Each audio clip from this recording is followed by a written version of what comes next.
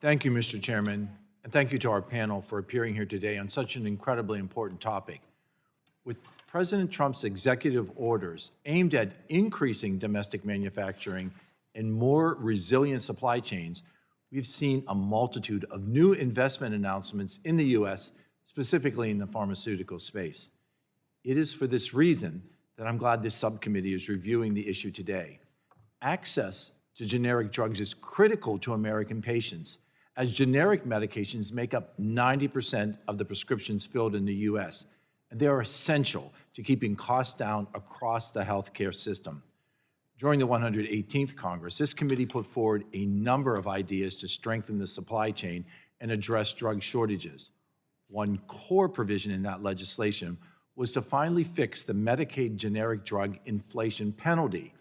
The incorrect application of an inflation penalty to the generic drug market has resulted in drug discontinuations, shortages, and further instability in the generic drug supply chain.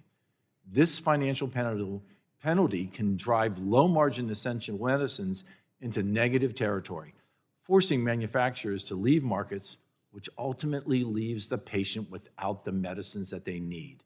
Mr. Murphy, you mentioned that this penalty in your testimony. Can you elaborate on how it creates uncertainty for generic manufacturers and why reform is necessary in this specific area? Well, Dr. Joyce, thank you for the question. And as we've said across our testimony, the generic marketplace has a number of critical factors facing it that are negative.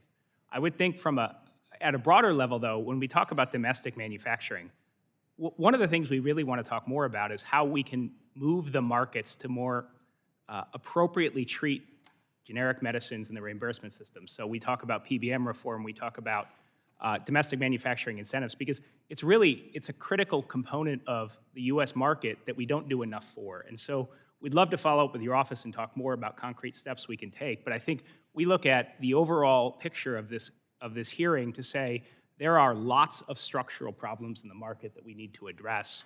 And we hope to work with Congress collaboratively on a suite of reforms that we could get to ultimately make this market a more predominant force in the U.S. manufacturing base. And I would welcome that, to open that dialogue so we can make those concrete steps forward. So as we talk about strengthening our pharmaceutical supply chain, I urge my colleagues to also consider reforms that address the market challenges in the generic drug supply chain. We need policies that reflect the realities of the market and support, not to stifle, access to affordable medications. It's also important to acknowledge the existing barriers that exist to reshoring manufacturing in this space. Mr. Murphy, can you walk me through the average timeline and process to establish and construct a facility in the U.S., starting from the initial decision to invest, permitting, inspection, to fully opening and operating? How long does that generally take? So based on our conversations with our manufacturing members, once you've raised the capital, which is in and of itself a barrier in the generic market, you're looking at close to 5 to 7 years if you're going to build a new facility. And there's state laws that actually come into play too that we really think we should talk about. And do you have any estimate on the costs that are associated with these processes, as well as the corresponding delays which occur because so many inputs have to be taken into consideration? Yeah, so what we understand in new facilities, right, if a new API facility, you're talking a couple $100 million, and that's, at a small scale. If we wanted to start really scaling up, it's a significant investment for our manufacturers. That is a significant cost, and that's a long time. I must imagine that these burdens play a role when making decisions about where companies should invest, especially when facing those daunting costs.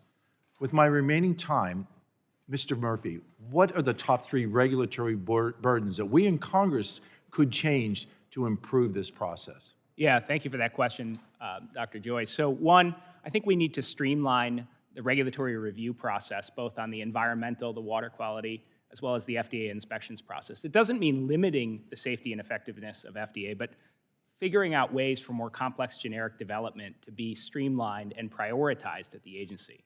I think PBM reform, to try and take the stranglehold over pricing that is occurring in this country back and put it back in the driver's seat for generic manufacturers is another. And then I think also prioritizing generic access once they become available on the market. Too often, brand products remain in a predominant position to provide access to patients over top of generic approvals. And we could fix all three of those with this committee's help.